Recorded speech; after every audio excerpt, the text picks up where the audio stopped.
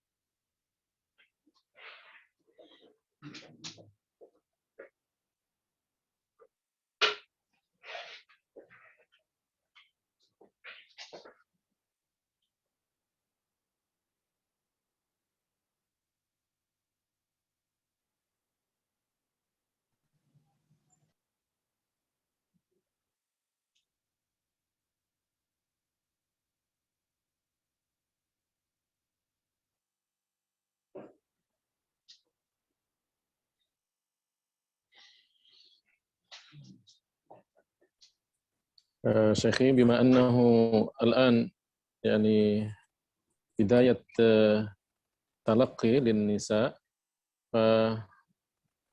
فتؤتون المقدمة أولا، وماذا ينبغي لكل واحدة أن تعد نفسها أولا بالنسبة لتلقي وفضيلة قراءة القرآن بالتلقي وغير ذلك من الأمور. ثم بعد ذلك لعله غدا مثلا نبدأ بسماع الفاتحة منهن. ما رأيكم؟ الآن يعني نعطي التعليم كيف يتلقى لأجل قراءة القرآن هذا اليوم. نعم ثم نعم، لأن غدا. نعم تفضل. نعم شيخي، تفضل أنت.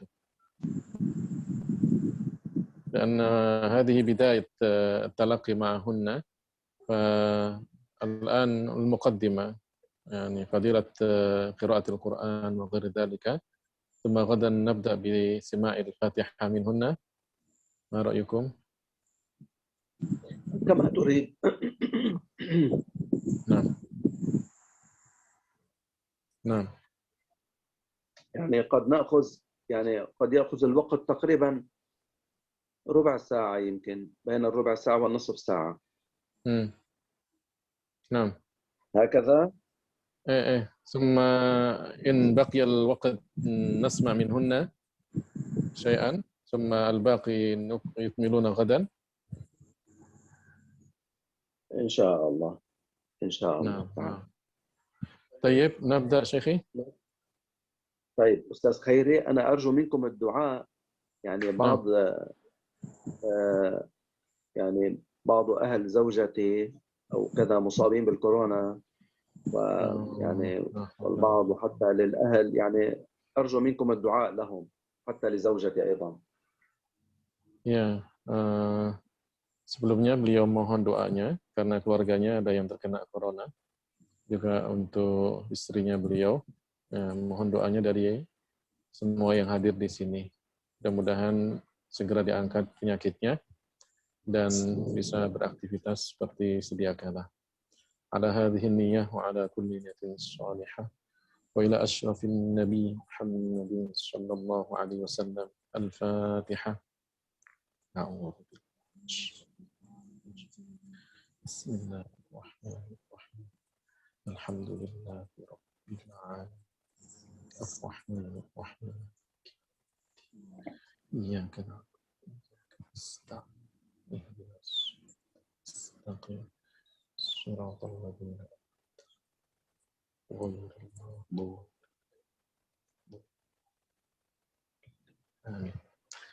نعم نبدأ شيخي.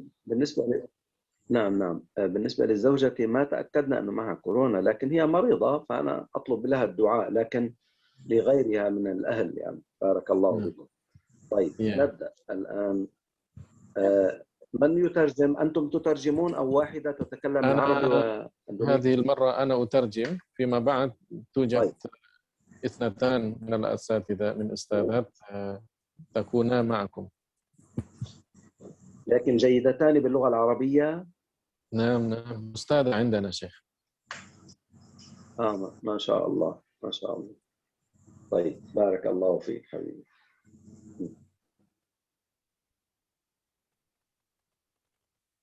السلام عليكم ورحمة الله وبركاته.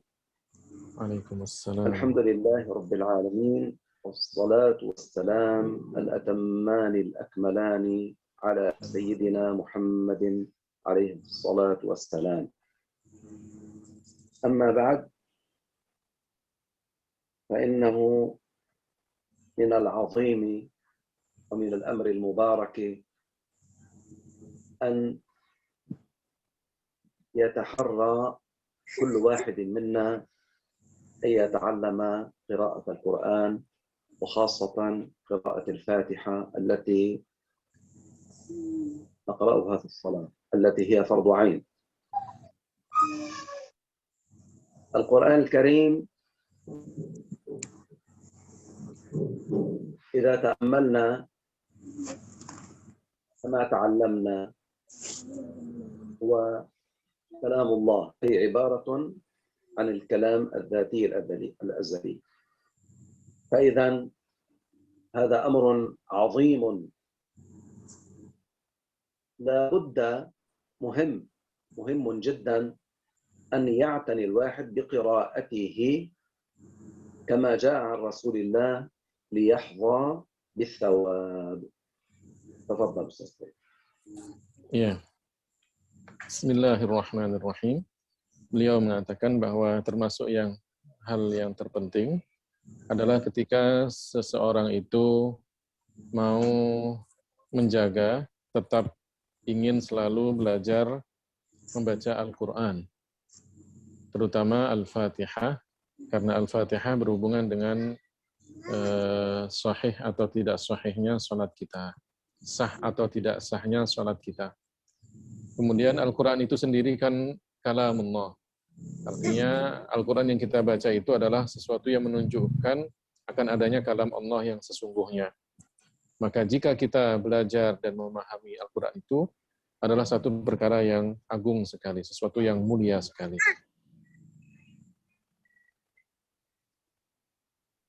Nah.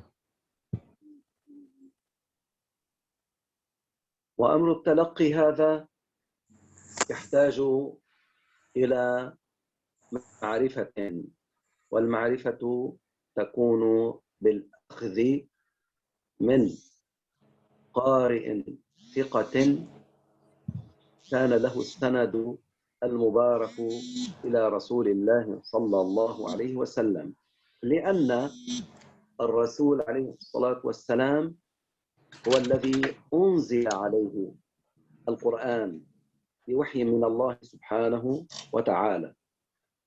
فالمحافظة على القراءة على النحو الذي أخبر رسول الله هذا أمر مهم، لأننا نحن تعلمنا إنما العلم بالتعلم، والعلم يؤخذ من العالم، من القارئ، من العارف الثقة. لذلك لا بد أن نتعلم عمن عرفنا أنه ثقة بنقله. والحمد لله نحن قرأنا على شيخ جليل ثقة سنده عظيم، وقرأنا أيضا على غيره أيضا فالحمد لله عندنا السند الكبير. يقول شيخنا رحمه الله. تفضل أستاذ خيري قبل أن أبدأ. Nah, karenanya ketika kita belajar Al-Quran, maka hendaknya kita belajar kepada seorang yang qari, orang yang telah belajar Al-Quran kepada masyayikh dengan sanad sampai kepada Rasulullah Shallallahu Alaihi Wasallam, dan orang yang siqah. Orang yang siqah itu orang yang dapat terpercaya, keilmuannya, sehingga kita bisa mendapatkan talaqi Al-Quran itu bersanad sampai kepada Rasulullah Shallallahu Alaihi Wasallam. Karena Al-Quran itu diturunkan kepada Rasulullah Shallallahu Alaihi Wasallam. Ya. Karenanya kemudian kita harus membaca Al-Quran sebagaimana yang diturunkan kepada Rasulullah Shallallahu Alaihi Wasallam. Dan alhamdulillah bahwa beliau, Syekh Muhammad ini, mendapatkan Al-Quran, talaqi Al-Quran itu langsung dari seorang yang mulia, seorang guru yang mulia. Beliau adalah Syekh Abdullah Al-Harari. Naam, tafadhal. يقول شيخنا رحمه الله تعالى رحمة واسعة أن التلقي يكون بأن يقرأ القارئ أمام التلميذ، ثم يقرأ التلميذ، فإن أخطأ أو الطالب فإن أخطأ يصلح له، يرشده للقراءة الصحيحة. هذا بالدرجة الأولى، هي هذه الطريقة الأكمل. والطريقة الثانية أن يقرأ طالب العلم فإن أخطأ يصلح له، وهذا أيضا كذلك يكون تلقيا، لكن هذه بالدرجة الثانية. ويقول شيخنا رحمه الله: إذا أراد الواحد أن يبدأ بالقراءة يمر نظره في المصحف 2 إلى 5 مرات، لا يأتي يبدأ بالقراءة قبل أن يمر نظره بالمصحف 2 إلى 5 مرات. وبعد أن يقرأ أيضا يقرأ 2 إلى 5 مرات، يعني قبل القراءة وبعد القراءة يراجع حتى يتمكن بالقراءة. وأيضا الشيخ أقرأني الحمد لله تيسير من الله عز وجل، قرأت عليه الحروف الهجائية من الألف إلى الياء بهذه الطريقة: أ أو إي ب بو بي تا تو إي.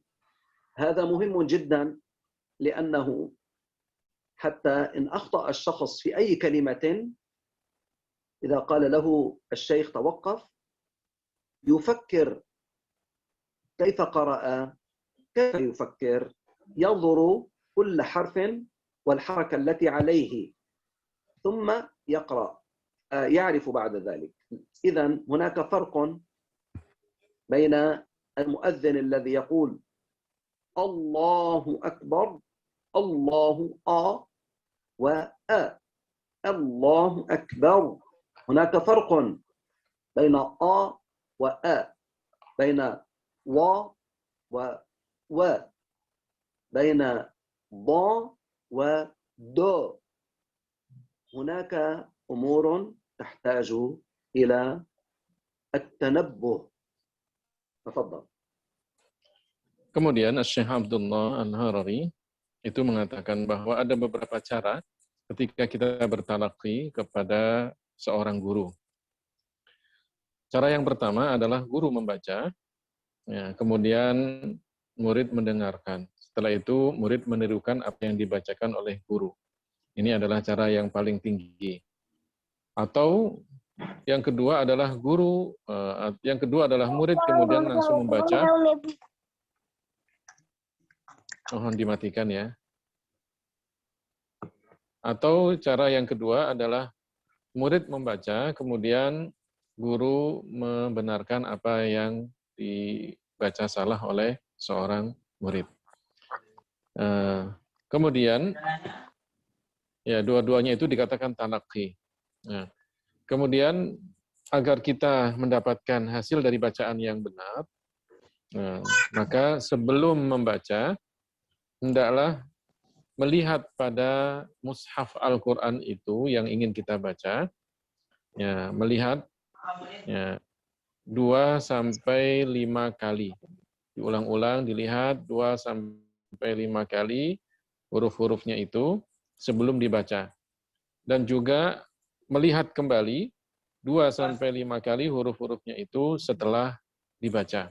Artinya setelah talaqi. Jadi sebelum talaqi dilihat 2-5 kali, kemudian juga setelah talaqi dilihat lagi 2-5 kali. Kemudian Syekh Abdullah mengajarkan kepada beliau juga cara melafadzkan huruf hijaiyah. Ya, dengan cara mungkin yang kita kenal thariqah Baghdadiyah, itu kan A, I, U, Ba, Bi, Bu, Ta, Ti, Tu. Itu kenapa begitu diajarkan oleh Syekh Abdullah? Agar kita ingat ketika seandainya kemudian kita salah dalam membaca huruf, maka kita akan kembali dalam pelafatan huruf hijaiyah itu tadi. Yaitu dengan cara membaca demikian, kita akan tahu kenapa kita salah dalam membaca huruf Al-Quran yang kita baca. Karena dengan seperti itu kita bisa membedakan antara orang yang membaca Allahu Akbar, ya, O, dengan A, Allahu Akbar. Ya, itu akan beda sekali karena bukan O, tapi A. A, I, U. Dilihat pada cara pelafatan huruf hijaiyah itu tadi. Ataupun yang lainnya tadi yang disebutkan oleh Syekh Muhammad. Naam, tafadhal Syekh. وأما قراءة الفاتحة فكم من أناس سمعتهم يأمون بالناس وصلاتهم لا تصح لأن فاتحتهم غير صحيحة قراءتها.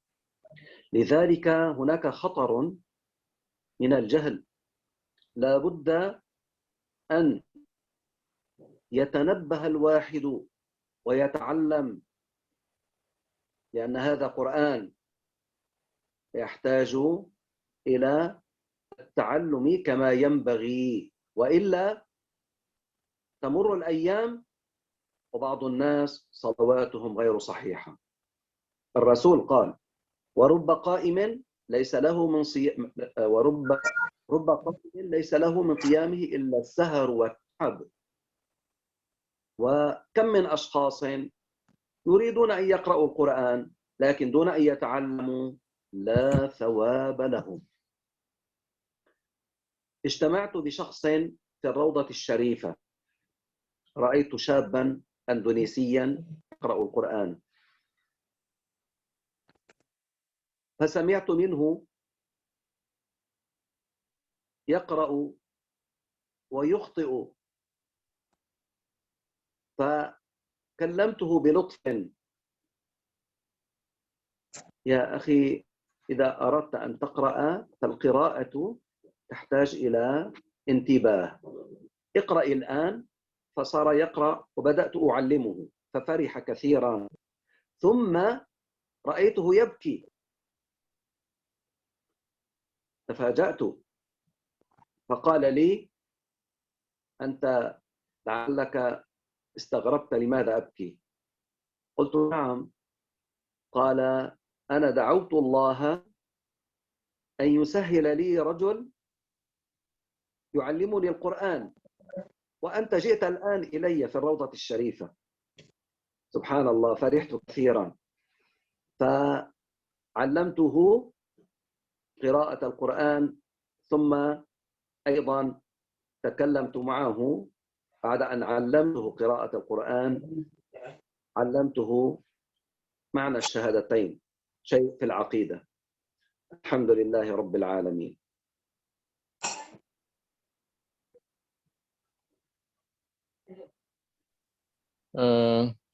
Kemudian beliau mengatakan ada beberapa orang cara baca Al-Fatihahnya itu salah. Padahal orang tersebut menjadi imam bagi orang yang lainnya. Jika imamnya salah bacaan Al-Fatihahnya, maka tidak sah sholatnya. Maka kemudian itu juga berpengaruh kepada sholat pada makmumnya.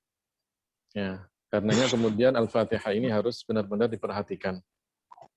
Ya, sebagaimana Rasulullah Shallallahu Alaihi Wasallam bersabda,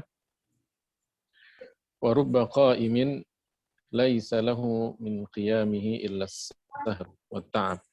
Berapa banyak orang yang gambarannya dia berdiri untuk sholat, tapi kemudian tidak mendapatkan dari itu kecuali, mohon dimatiin, ya, tidak mendapatkan balasan dari berdirinya itu kecuali dia begadang dan capek.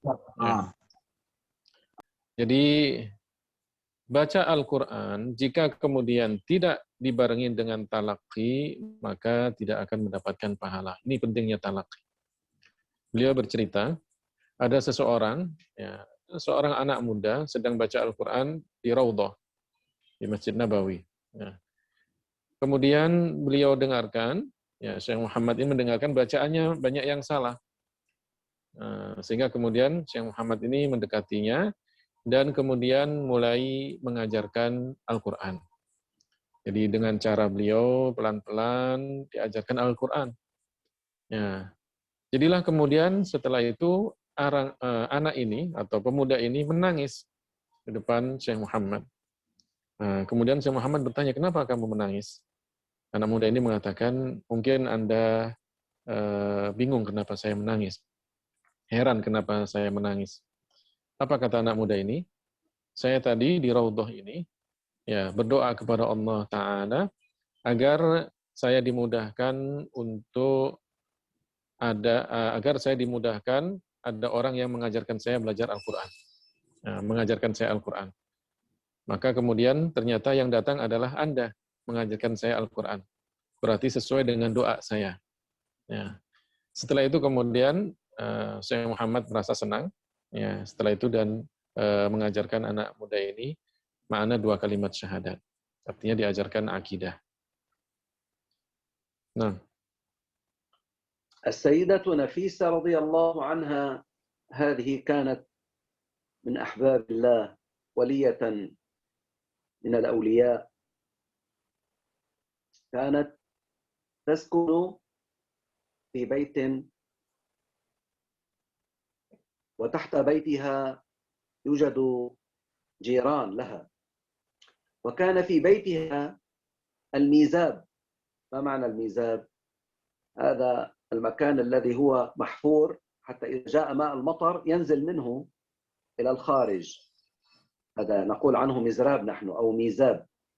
كيف ميزاب الكعبة؟ هذا يقال ميزاب. هذه السيدة نفيسة كانت هائمة بحب ربها سبحانه وتعالى، فكانت تقرأ القرآن كثيرا، وكانت تبكي، وكان من شدة بكائها الدمع يذرف فينزل إلى الميزاب، فينزل إلى الجيران فيظنون أنه من ماء المطر.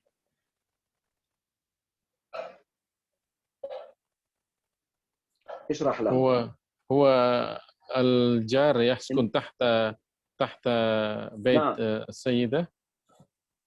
نعم، وهذا حتى الميزاب لعله يصل إليهم. نعم. As-Sayyidah Nafisa, seorang perempuan salihah, termasuk wali Allah. Beliau, ya, selalu rajin dan tekun ibadah. Beliau tinggal di satu rumah dan kebetulan di bawahnya itu ada rumah tetangganya. Dan ada talang air untuk mengalirkan air dari atas ke bawah itu kan. Ya, talang air. Ya, apa kalau kita mengatakan ya sesuatu yang mengalirkan air dari lantai 2 ke lantai bawah. Pancuran lah, kalau pancuran. Ya, seperti itulah pancuran talang air. Sampai suatu ketika beliau baca Al-Quran. Ya, karena beliau ketika baca Al-Quran itu juga merasapi mana-mananya, karena saking cintanya kepada Allah Subhanahu wa Ta'ala dan takutnya kepada Allah Ta'ala, beliau sering menangis. Ya, sampai terkadang tangisannya atau tetesan air matanya itu mengalir di pancuran talang air itu. Dan kemudian menetes ke tetangganya. Tetangganya mengira lagi hujan, padahal bukan hujan, itu adalah air mata dari tangisan siapa? Sayyidah Nafisah. Nah. أنا هذه القصة سمعتها سماعا لكنني رأيت بعيني رجل هو من أولياء الله أيضا يقال عنه. نعم، وأنا أعتقد فيه الولاية. هذا مات رحمه الله. كان عنده عشق لرسول الله صلى الله عليه وسلم ولأحباب الله. كان إذا بكى يخرج الدمع كالحنفية متواصل، ليس نقطة نقطة، كان ينزل متواصلا. رأيته بعيني أنا. Iya, cerita tentang Sayyidah Nafisah itu beliau mendengarkan dari guru beliau. Tapi beliau ingin memperjelas cerita itu bahwa ada seseorang, ya, beliau melihat sendiri, beliau meyakini bahwa orang itu adalah wali. Melihat orang itu ketika baca Al-Quran, maka meneteskan air, tetesan air matanya itu bukan sedikit-sedikit, tapi kayak air keran, saking banyaknya. Ya, saking banyaknya, netes itu terus mengalir gitu kan, saking banyaknya. Itulah ya pada orang yang selalu ingat dan takut kepada Allah Subhanahu wa Ta'ala. السيدة نفيسة قرأت حفرت حفرة على أن تكون هذه الحفرة أوسط، أن يكون قبرا لها. فهي ماذا فعلت؟ الله يلهم من شاء ما شاء. يقال أنها نزلت إلى هذه الحفرة فقرأت القرآن وختمت القرآن 6,000 ختمة. 6,000 ختمة قرأت المصحف. لماذا؟ حتى يكون لها نورا في قبرها. Sayyidah Nafisah, ya, beliau menggali kuburannya sendiri. Artinya beliau menyiapkan kuburan untuk diri beliau. Dan Allah Subhanahu wa Ta'ala memberikan ilham kepada beliau untuk baca Al-Quran di lubang kuburannya sendiri. Ya. Jadi beliau turun ke lubang tersebut, kemudian baca Al-Quran. Sampai dikatakan khatam sebanyak 6.000 kali. Kenapa beliau baca Al-Quran di situ? Beliau ingin nanti kuburannya itu bercahaya karena Al-Quran yang dibaca di situ.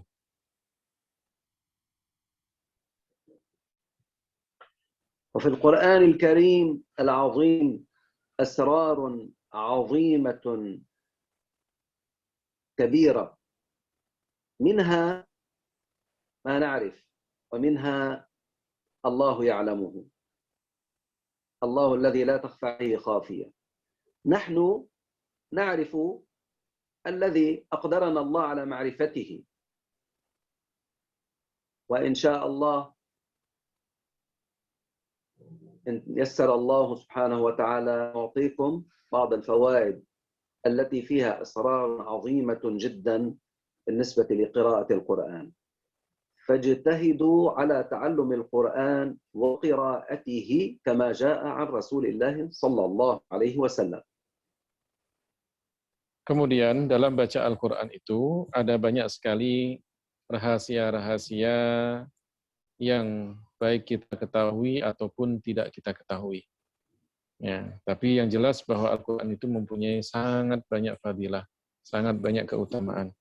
Karenanya hendaknya kita punya semangat yang tinggi untuk terus belajar Al-Quran sebagaimana yang diajarkan oleh Rasulullah SAW.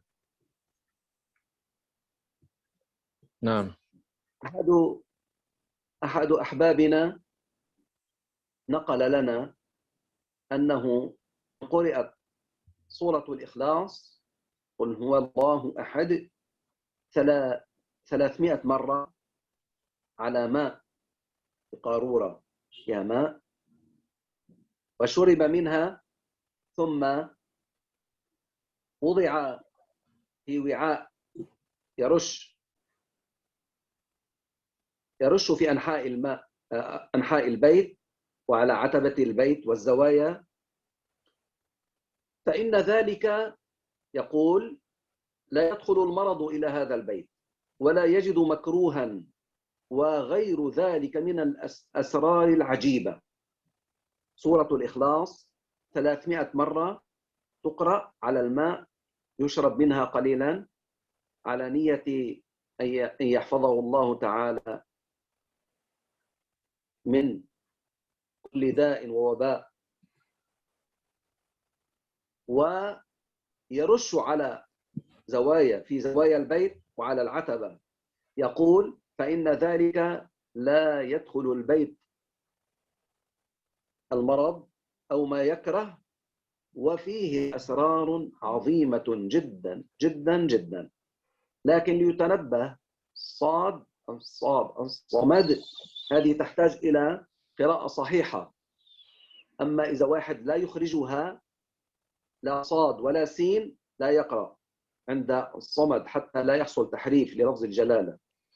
فإذا هذه من الفوائد.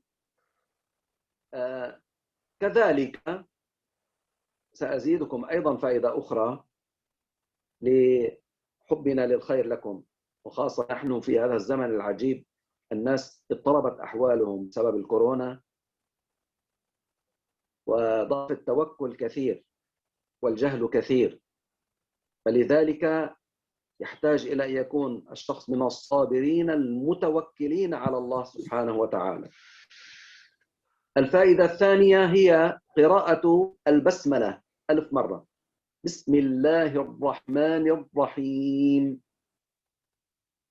قد علمتها لشخص في الأردن وهو علم امرأة وهي قرأت على نية شفاء ابنتها المصابة بالسرطان يعني كانسر. بعد قراءتها بأسبوعين ذهبت للمستشفى للبدء بالعلاج، قالوا وجدنا الفحوصات ليس فيها سرطان. قالت كيف أنتم قلتم في سرطان؟ قال عملنا آخر مرة ليس بها سرطان. ذهبت إلى مستشفى آخر وعملت الفحص ذهب السرطان. قرأت على نية شفاء ابنتها بسم الله الرحمن الرحيم 1000 مرة. وهناك قصص عديدة كبيرة عجيبة حصلت نعم لمن قرأ البسملة 1000 مرة على نية قضاء حاجته. kemudian ada beberapa faedah. Yang pertama, beliau mengatakan di antara masyayikh kita mengajarkan untuk membaca surat Al-Ikhlas. Ya. Qul huwallahu ahad. Itu dibaca sebanyak 300 kali. Nah, dibaca ke air, kemudian diminum sebagian, ya, sebagian lagi ditaruh di satu tempat dan dipercikkan ke bagian pojok-pojokan rumah. Maka insya Allah orang yang melakukan itu rumahnya akan dijaga dari penyakit dan bala. Ya, itu jika kemudian cara membacanya pun juga benar. Ya, mengeluarkan huruf shad dengan huruf yang benar, bukan sin, atau bukan antara shad dan sin, tidak boleh. Harus membaca dengan benar. Jika kemudian tidak membaca dengan benar, bisa jadi kemudian asror, rahasia-rahasia itu tidak akan nampak. Kemudian yang kedua, ya, beliau ingin memberikan faidah yang kedua, karena kita sekarang lagi banyak ditimpa musibah corona. Nah, itu perlu kesabaran, perlu tawakal yang tinggi. Beliau mengatakan, orang yang membaca basmalah, Bismillahirrahmanirrahim, ya, dibaca dengan benar 1000 kali. Ya, itu kalau kemudian diniatkan sesuai dengan niat pembacanya, insya Allah akan dimudahkan niatnya oleh Allah Subhanahu wa Ta'ala. Ini pernah beliau ajarkan kepada seseorang di Yordania. Kemudian orang ini mengajarkan kepada orang lain. Ya, seorang ibu-ibu yang kebetulan anaknya terkena penyakit kanker. Ya. Kemudian ibu-ibu ini membaca basmalah itu sebanyak 1000 kali, niatnya agar penyakit kanker anaknya itu diangkat. Ya, disembuhkan oleh Allah Ta'ala. Maka setelah 2 minggu dari membaca basmalah ini, ya, kemudian diperiksakan penyakit kanker anaknya ini ke satu dokter, mengatakan apa? Sudah nggak ada lagi kankernya. Nah, hilang. Ibu ini heran, padahal 2 minggu yang lalu masih ada. Dibawa lagi ke rumah sakit yang lainnya, juga diperiksakan, ternyata juga hilang. Ini diantara faidah baca apa? Basmalah sebanyak 1000 kali. Nah,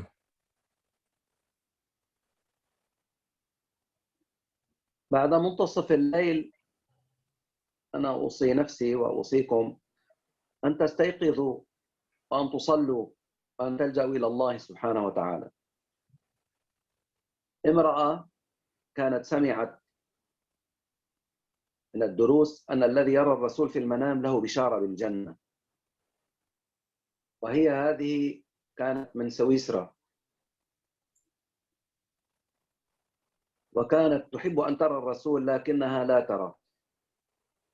ثم سمع درسا من شيخنا أن الذي يقوم في الثلث الأخير من الليل ويدعو الله، صلي ركعتين ويدعو الله، فإنه يحصل على سر كبير. فهي صارت تقوم وتدعو الله سبحانه وتعالى. هي قليلة الكلام، طيبة، لكن قبل ذلك ما كانت ترى الرسول. لما سمعت الشيخ عن هذا صارت تقوم وتدعو الله، لأنه تحصل لطائف وتحصل بركات في ذلك الوقت. فدعت. بلغني بعد ذلك أنها رأت الرسول 25 مرة في المنام. Kemudian juga ya, beliau mengingatkan, jangan lupa kita untuk bangun malam, melakukan ibadah, sholat malam, dan berdoa. Terutama pada sepertiga terakhir ya, dari malam sebelum masuk waktu fajar. Ada seseorang, beliau kenal perempuan dari Swiss. Perempuan ini ingin sekali mimpi bertemu dengan Rasulullah Shallallahu Alaihi Wasallam, dan mimpi bertemu dengan Rasulullah itu adalah satu kabar gembira bagi orang yang mengalaminya. Ya, dikatakan bahwa orang yang melihat Rasulullah Shallallahu Alaihi Wasallam maka dia akan meninggal dunia dalam keadaan iman. Maka orang ini ingin sekali bagaimana caranya untuk bisa melihat Rasulullah Shallallahu Alaihi Wasallam. Maka dianjurkan untuk apa? Berdoa. Kapan berdoanya? Pada waktu malam. Sepertiga malam yang terakhir. Ya, sholat malam, sholat tahajud, kemudian apa? Berdoa. Mohon kepada Allah untuk bisa diberikan anugerah mimpi bertemu dengan Rasulullah. Dilakukan oleh perempuan ini, ya, dia nggak banyak bicara karena memang begitu tabiatnya. Dilakukan oleh perempuan ini, ternyata apa? Setelah itu perempuan tersebut mimpi bertemu dengan Rasulullah sebanyak 25 kali. Subhanallah. Nah, والذي يقوم الليل ينتظر الفجر. بعض الناس للأسف يتكاسلون، ينظرون إلى التلفزيون أو إلى الإنترنت، إلى الشيء الذي لا يفيد. أما بعض الناس لا، تشغلهم المصالح الإسلامية، لا نعني ذلك، إنما الذي يضيع وقته يسهر كثيرا على أشياء لا تفيد، ثم إن نام لا يستيقظ الفجر، فيذهب عليه الخيرات كثيرة. أنا أقصد بذلك أن اعتمدوا أن تقوموا على الفجر، والذي يشغله شيء يعني يجهز الساعة أو الموبايل، يعني صار آلات كثيرة الآن في أيامنا هذه لأجل المنبه حتى يستيقظ فيصلي الفجر، فيصلي الصبح ويقرأ التحصينات. من ذلك بسم الله على نفسي وأهلي ومالي.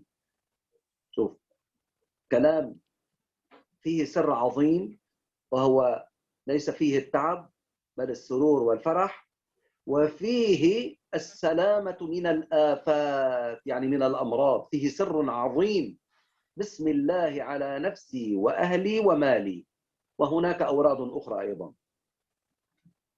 kemudian beliau menasihatkan kita agar selalu bisa menyempatkan waktu kita untuk bangun malam. Kemudian bangun malam pada sepertiga malam yang terakhir menunggu sholat subuh, sholat fajar.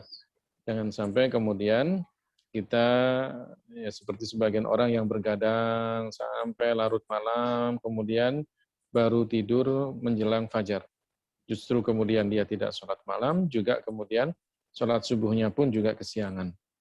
Tapi beliau menganjurkan, hendaklah kita apa? Sholat malam, kemudian menunggu sampai waktu fajar, setelah itu membaca doa, baca zikir tahsin. Ya, di antaranya membaca apa?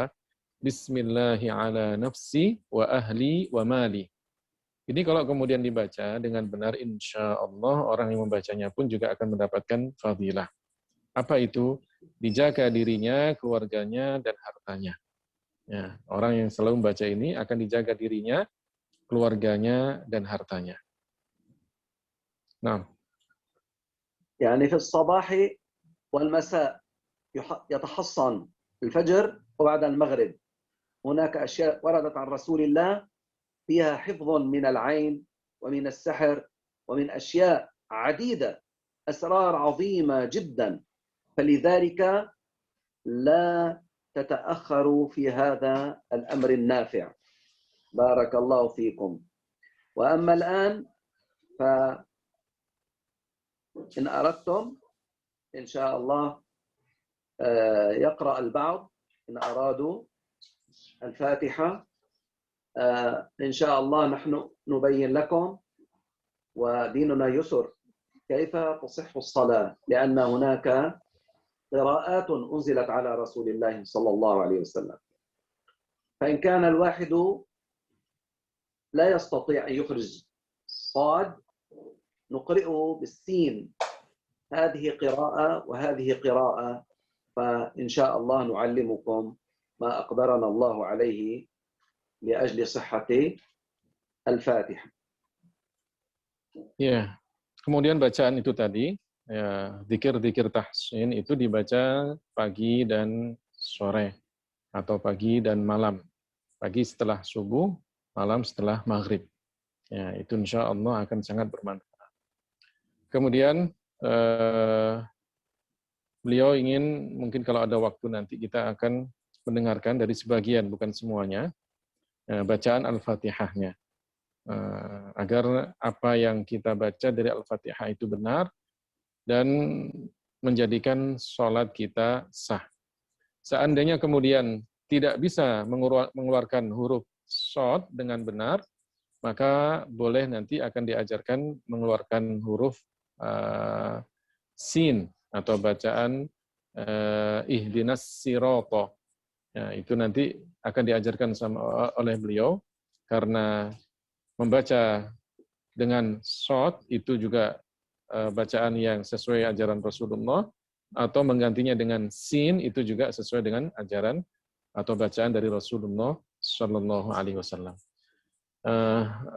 Ya Syekh, ana faqat urid an unabbihahum awalan qabla bad' bil qira'ah لأجل إعداد الآلة وغير ذلك حتى لا يتكرر مع مجموعة الرجال حتى هؤلاء النساء يبدأون ويتنبهون في هذا وأبين لهم شيئا كما تريد. نعم.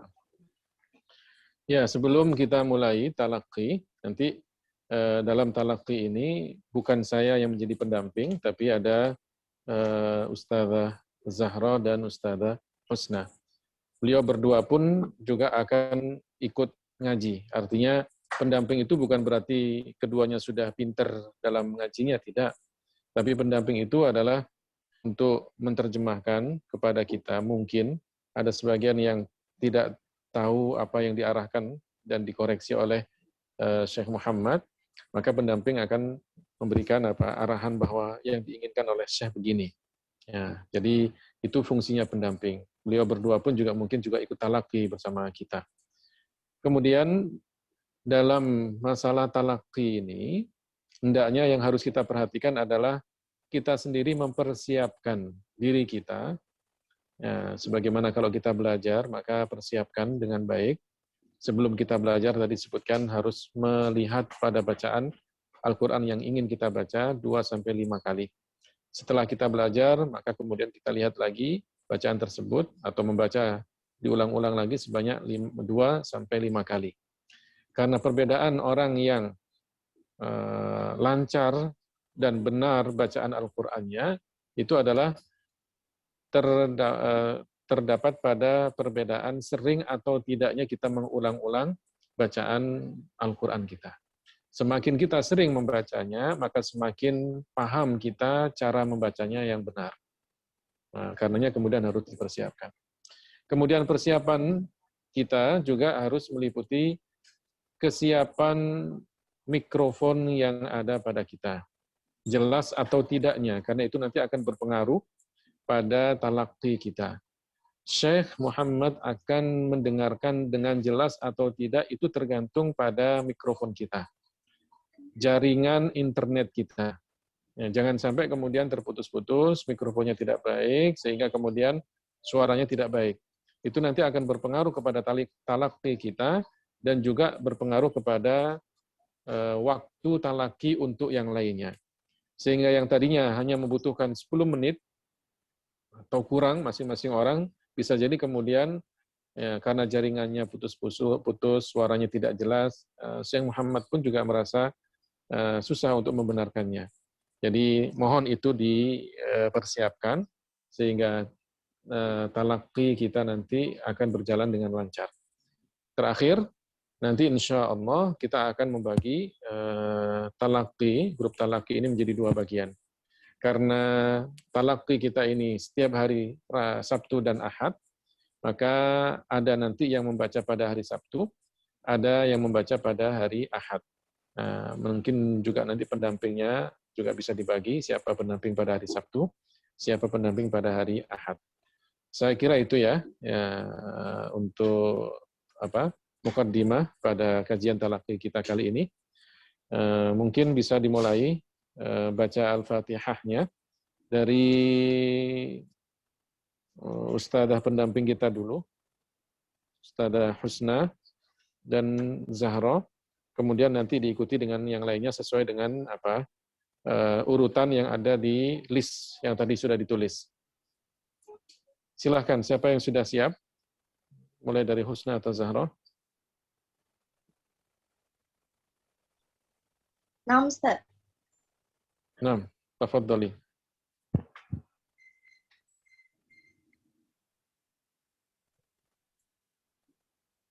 Ya, silahkan dimulai. Al-Fatihah.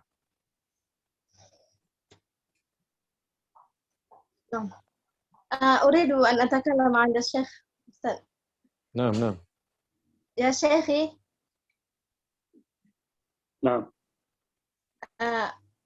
أريد أن أقرأ في بعض قراء، يعني في قراءة قنبل، لأني في بعض الأحيان لا أستطيع أن أنطق حرف الصاد. أستطيع؟ ما فهمت، ما انتبهت للصوت. لو تخفضين الصوت قليلا لعله. تريد أن تقرأ على قراءة قنبل، فيقرأ اهدنا الصراط. هي تريد أن تقرأ هذه؟ نعم تستطيع. نعم نعم. يا لكن أريد أسمع منها. نعم لكن أريد أسمع منها صاد. نعم. نعم. شبكتي تقطع. طيب. الآن أسمعك جيدا. قولي صاد. صاد. الصاد. تمام. أظن جيدة. أستاذ خيري لعله يسمعك أيضا. نعم. أستاذ خيري أليس جيدا؟ نعم صحيح. خلاص تمام، يعني تستطيع تقرأ بالصاد وتستطيع تقرأ بالسين كما تريد على راحتها. ماشي. نعم في بعض الأحيان لا أستطيع أن أنطق حرف الصاد في بعض الأحيان. sekarang short sudah pakai short aja. انتبهي، بعض الأحيان إذا جاء الوسواس يتعب الشخص، هذا واحد. الأمر الثاني، استعملي السواك والخلال.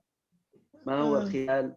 الخلال هذا الذي يعني هو عود صغير هكذا يستعملونه بين الأسنان. الآن صاروا يستعملون الخيط، وهذه البلاستيك موجود في الصيدلية، يمررونه بين الأسنان حتى تطلع الحروف واضحة. الخلال، عرفتي ما هو الخلال؟ لا شيخ. نعم. Jadi kalau memang kalau memang susah dalam membaca dan mengeluarkan makharij, maka hendaknya kita menggunakan siwak. Sering pakai siwak, itu bisa memudahkan kita mengeluarkan makharijul huruf. Atau kata beliau, kalau mungkin ada sesuatu yang tidak bersih di gigi kita, itu dihilangkan dengan tusuk gigi. Khilal, tusuk gigi. Tusuk gigi dulu kan dari kayu kecil itu, kalau sekarang mungkin dari kayak plastik ada benangnya itu kan. Itu bisa menghilangkan apa yang ada pada celah-celah gigi dan bisa memudahkan kita mengeluarkan makharijul huruf. هذا الخلال صار واضحا ما هيك؟ هذا هو. نعم. هذا نعم. ويوجد يوجد الخلال من الأعشاب من البرية. هذه كتلة فيها يعني أخشاب صغيرة رفيعة دقيقة. هو يقول الخلة أو الخل، لكن هذا موجود في الأسواق. يعني هذا مهم جدا. هذا الخيط يمر بين الأسنان، مفيد جدا.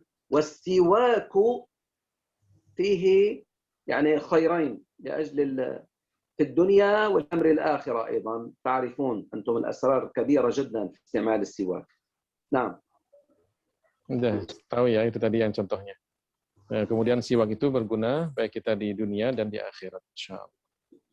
Nabda, هي تقرأ. أنت الصاد. نعم الصاد عندها جيدة، يعني لا ترتبك، يعني لا تخاف، هي جيدة عندها الصاد. نعم تقرأ، تفضلي.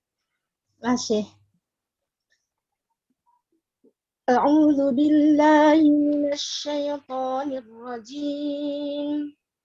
بسم الله الرحمن الرحيم. الحمد لله رب العالمين. الرحمن الرحيم. مالك يوم الدين. إياك نعبد وإياك نستعين. اهدنا الصراط المستقيم. صراط الذين أنعمت عليهم غير المغضوب المغضوب عليهم ولا الضالين.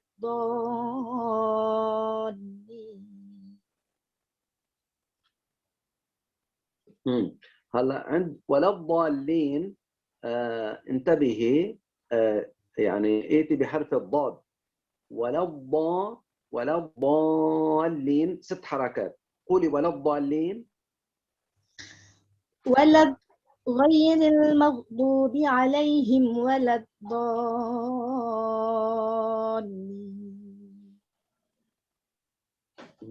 لكن لا تأتي ولد ضا، لا، فورا تعي للضاد. ولد ضا، ولد ضا، حتى لا تأتي دال صغيرة أولا ثم ضاد. ولد ضا. أعيدي. ولا الضا. لا ولد ضا. ولا الضا. لا، ليس ولد ضا. فورا عند الضاد. ولا الضالين.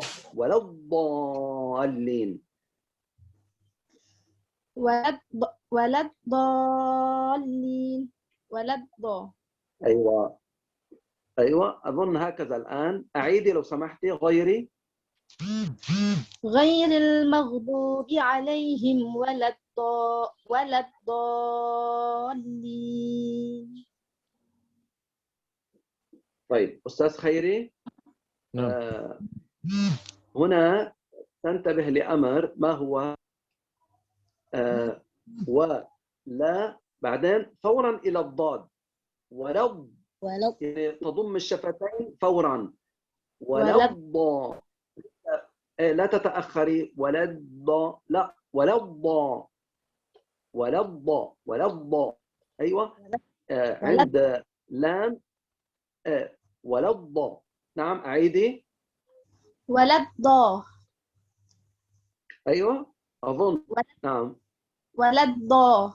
ولا الضا. ولا الضا. ولا الضا. ولا الضا. لا، ليس ولا الضا. ولا الضا. يعني انتبهي الى الانتقال من اللام الى الضاد فورا. ولا لا تقولي ولد بعدين ضاء. يعني ضمي شفتيك بعد اللام فورا. ضمي الشفتين. Paham ya Zahra? Caranya kan tidak kemudian ada wala dibuka dulu wala gitu kan, tapi langsung dari lam ke dhad. Wala dha gitu kan. Ya itu nanti diulang-ulang lagi ya di wala dha. Nantakil ila ghairiha, Syekh. ولا الضا. نعم. Silakan Husna. قولي معلش خليها تقول آخر مرة. Sebentar ya. Zahra, diulangin. Waladha. Diulangin tadi yang terakhir tadi.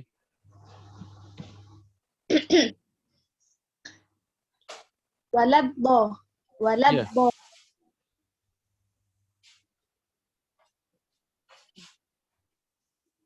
لا تطلع الصوت. لا يطلع صوتها شيء. لا تطلع. نعم. طيب هذه تتدرب عليها إن شاء الله. اسمعوها مرة ثانية أيضا. نعم. غيرها.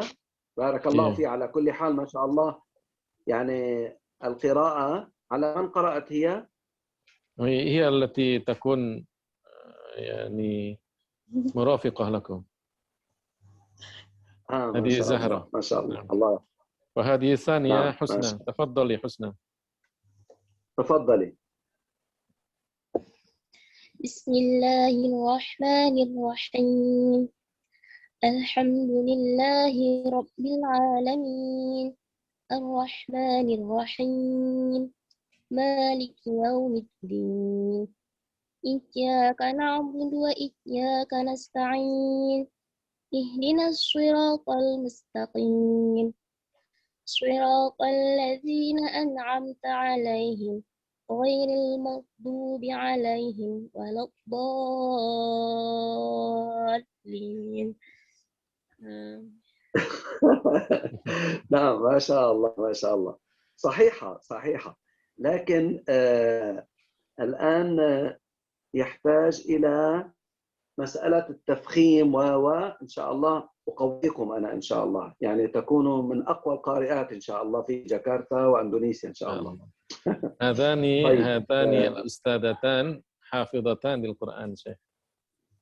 ما شاء الله ما شاء الله، الله يحفظهن، الله يبارك، ما شاء الله، الله يحفظهن، الله يحفظهن. Setelah Husna siapa? Silahkan. Nanti kita karena belum ada urutan, mungkin dari urutan list itu siapa? Yang nulis pertama siapa namanya? Ada yang mau baca? Siapa? Sebutkan namanya. Nomor 1 Anissa Raya. Siapa? Anissa Raya. Anissa Raya siapa? Ayo, ada nggak? Ada Ustadz. Silahkan Anissa. A'udzu billahi minasyaitonir rajim. Bismillahirrahmanirrahim. Alhamdulillahi rabbil alamin. Ar-Rahmanir Rahim. Maliki yaumiddin. Iyyaka na'budu wa iyyaka nasta'in. Ihdinas siratal mustaqim. Siratal ladzina an'amta 'alaihim ghairil maghdubi 'alaihim waladdallin.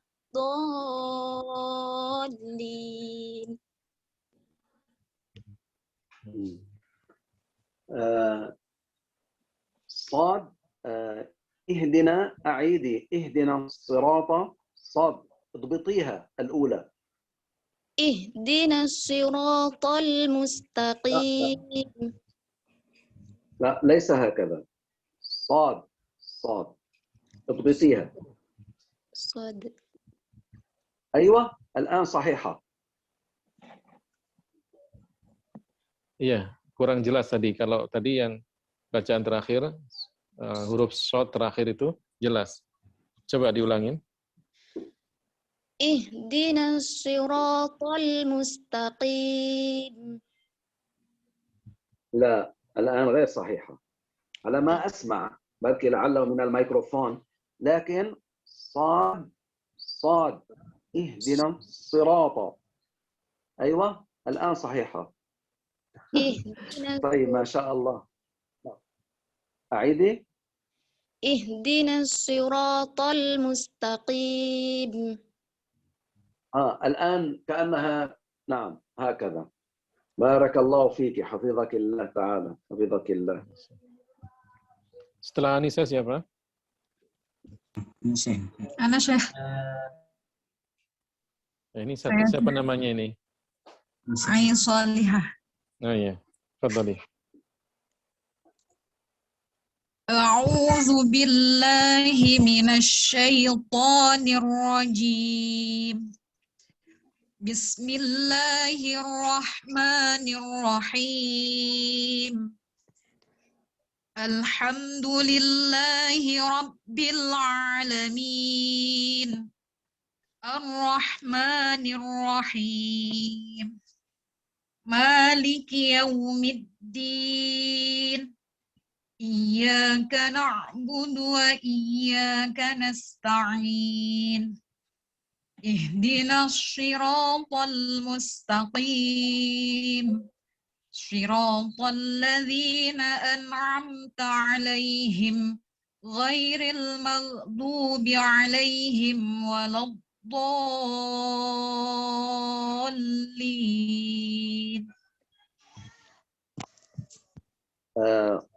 الصاد أول مرة لعلها جاءت لكن خفيفة.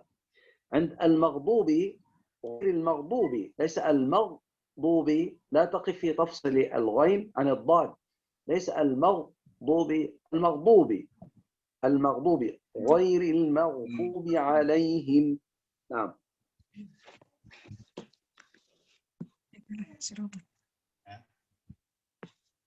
اقرأي.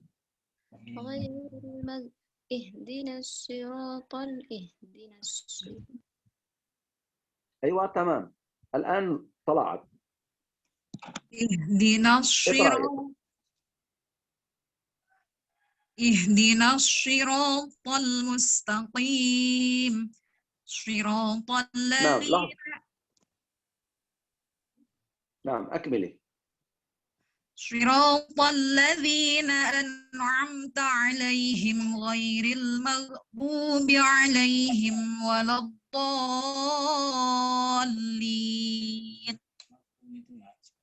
لا لحظة، أعيدي. عند غير المغضوب عليهم لا تقولي غير المغضوب، المغضوب بسرعة قوليها. اقرأي غيري. أيوة غير المغضوب عليهم ولا الضالين.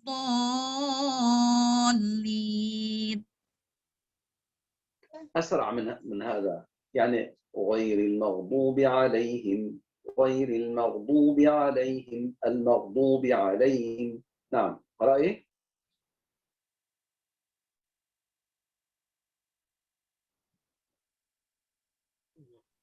غير المغضوب عليهم ولا الضالين.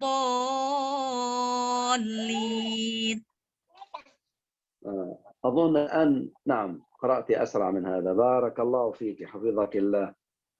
نعم، يوجد أحد بعد؟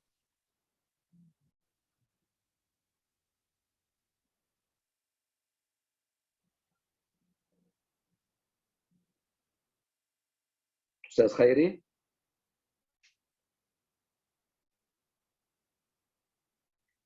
أستاذ خيري؟ يوجد بعد أحد يريد أن يقرأ؟ Iya, siapa setelahnya? Maaf. Setelahnya Hai Solihah siapa? Musalla siapa musalla setelahnya? Fatimah Az-Zahra. Fatimah ada, Fatimah.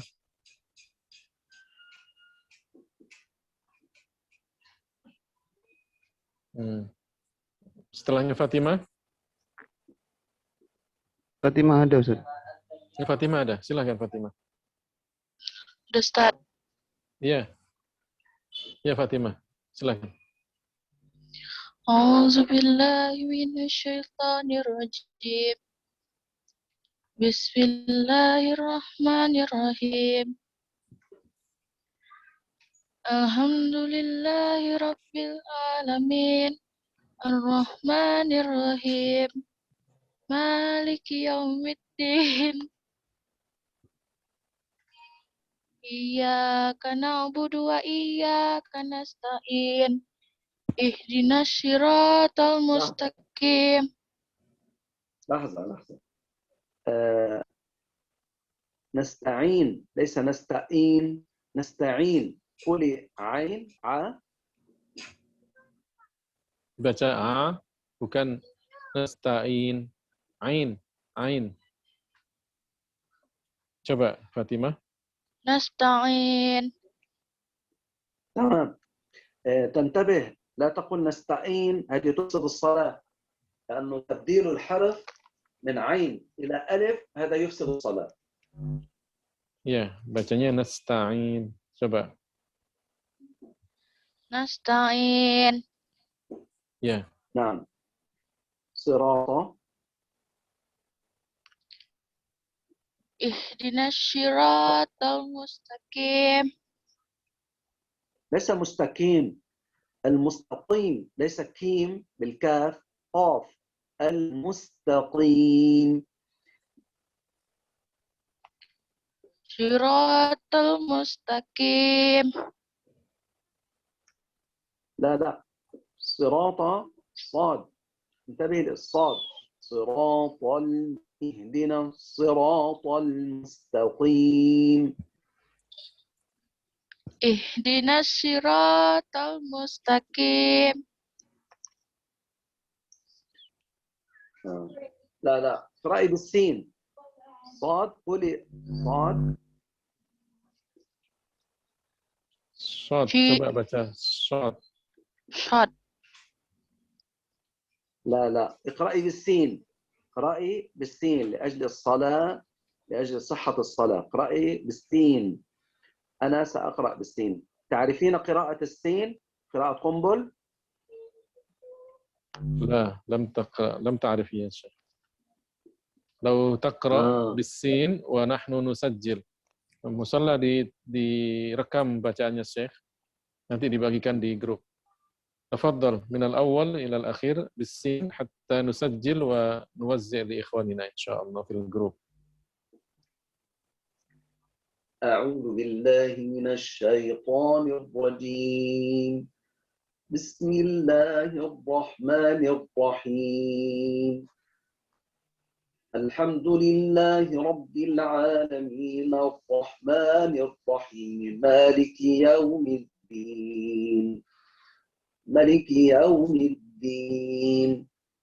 إياك نعبد وإياك نستعين اهدنا الصراط المستقيم صراط الذين أنعمت عليهم غير المغضوب عليهم ولا الضالين.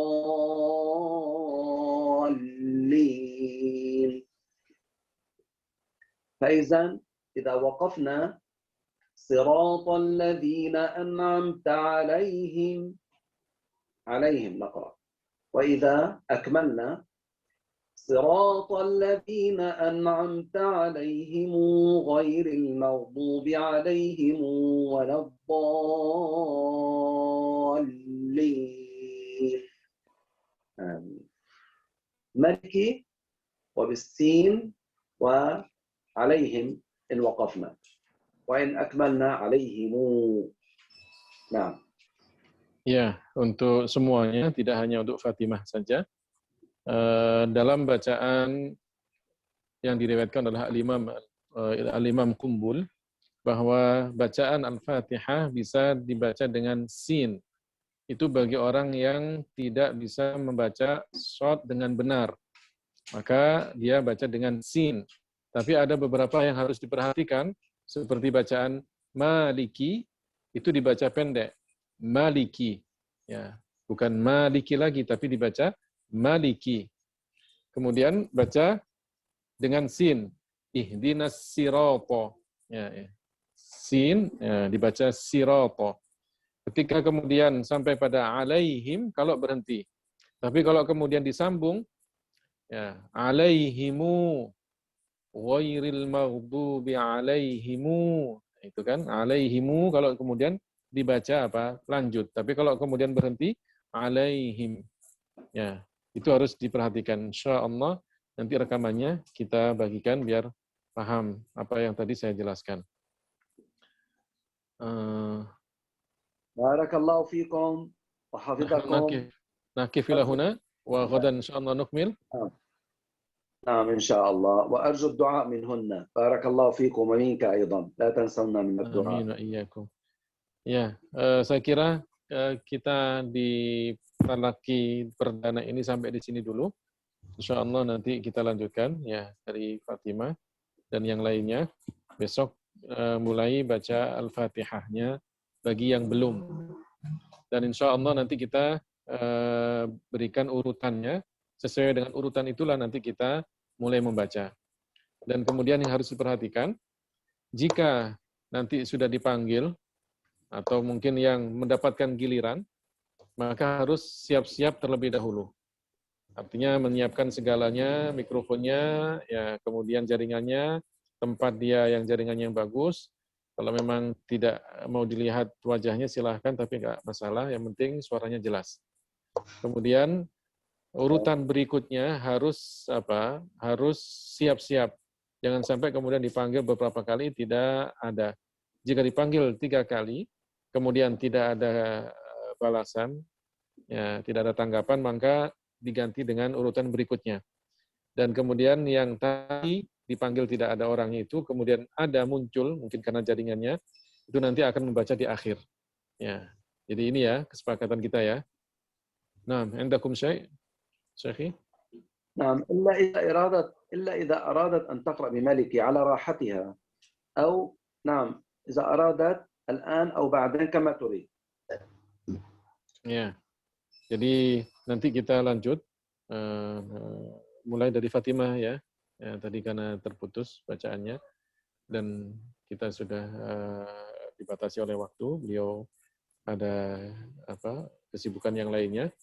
Nanti bisa Fatimah nanti membaca dengan Maliki atau dengan Maliki, yang penting bacaan shotnya harus benar. Saya kira itu. Kita tutup dengan bacaan tahlil, sholawat, dan istighfar.